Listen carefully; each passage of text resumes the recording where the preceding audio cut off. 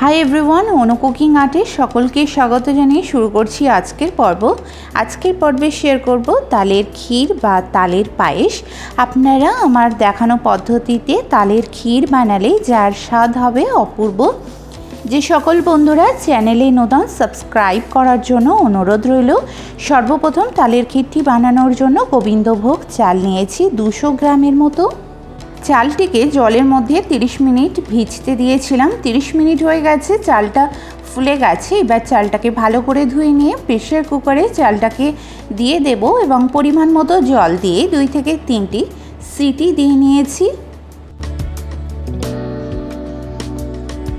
3টি সিটি দেওয়ার পর দেখতেই পাচ্ছেন চালটা কতটা পরিমাণে সফট হয়ে গেছে। এইবার মিক্সিং জারে দিয়ে দেব এবং লিকুইড মিল্ক দিয়ে খুব ভালো করে ব্লেন্ড করে নেব।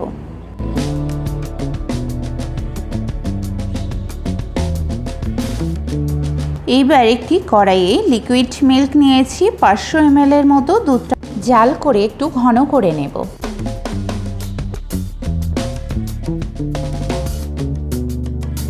দিয়ে দেব 1 কাপ পরিমাণে পাউডার মিল্ক। তবে আপনারা চাইলে পাউডার মিল্কটাকে স্কিপ করতে পারেন। পাউডার মিল্ক দেওয়ার ফলে পায়েস বা ক্ষীরের যে টেক্সচার আছে সেটা অনেকখানি বেড়ে যাবে। এইবার একটি চামচের মাধ্যমে ভালো করে মিক্স করে নেব যাতে করে পাউডার মিল্কটা খুব ভালো করে ডিজলভ হয়ে যায়। এবার ক্ষীর বা পায়েসের ফ্লেভারটাকে বাড়াতে 4টি এলাচ একটু ক্রাশ করে দেব এবং একটি তেজপাতা দিয়ে দেব। দুধের মধ্যে যখন এলাচ ও তেজপাতার ফ্লেভার চলে যাবে তখন চালের যে পেস্ট করে রেখেছিলাম সেটিকে দিয়ে দেব।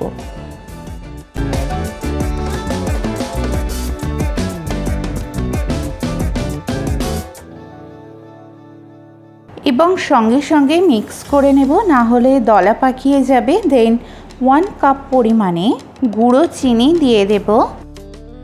স্বাদ মতো লবণ দিয়ে দেব।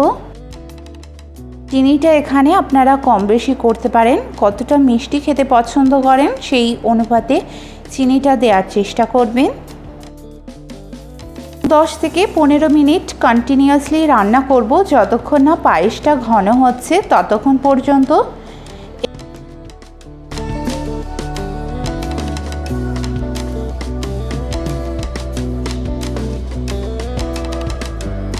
এইবার পায়েসটাকে আরও একটু রিচ বানানোর জন্য বাদাম ও কিশমিশ দিয়ে দেব। তবে আপনারা আপনাদের পছন্দ মতো ড্রাই ফ্রুটস ইউজ করবেন এবং অল্প পরিমাণে রোজ ওয়াটার দিয়ে দেব সুন্দর একটা এসেন্সের জন্য।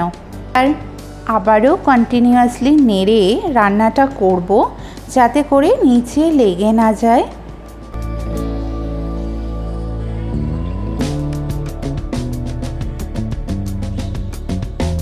এইবার 10 মিনিট পরে পায়েসটা অনেকটাই ঘন হয়ে এসেছে। এখন 1 কাপ পরিমাণে তালের পাল্প দিয়ে দেব। তালের পাল্পটাকে আমি আগে থেকেই জাল করে রেখেছিলাম খুব ভালো করে। তালটাকে আমি এখানে কিন্তু একদম র ব্যবহার করছি না। আর তালের পাল্প কিভাবে জাল করতে হয় সেটিও আপনারা জানেন, তো এই ক্লিপটি আর দেখালাম না। ভালো করে মিক্স করে নেব পায়েসের সঙ্গে তালের পাল্পটিকে।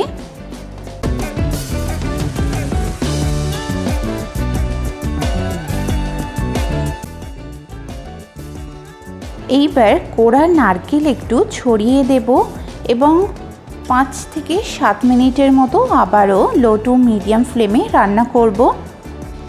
এমন নারকেল কোড়া দিয়ে তালের ক্ষীরটি বানালে অপূর্ব লাগে খেতে। বন্ধুরা একবার হলেও বাড়িতে অবশ্যই করে ট্রাই করবেন। 7 মিনিট পরে দেখাচ্ছি কতটা লোভনীয় হয়েছে। দেখুন তালের ক্ষীর বা পায়েসের রেসিপি। উপর থেকে একটু নারকেল কোড়া ছড়িয়ে দিয়েছি দেখার সৌন্দর্যের জন্য। তো বন্ধুরা ভিডিওটি যদি হেল্পফুল হয়ে থাকে তাহলে প্লিজ একটি লাইক ও কমেন্টের মাধ্যমে আমাকে জানাবেন। রেসিপিটি প্লিজ আপনার রিলেটিভের সঙ্গে শেয়ার করবেন। চ্যানেলে নতুন বন্ধু হয়ে থাকলে সাবস্ক্রাইব করে আমার পাশে থাকবেন।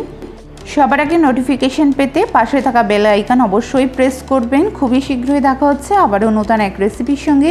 সকলে সুস্থ থাকবেন, ভালো থাকবেন। ধন্যবাদ।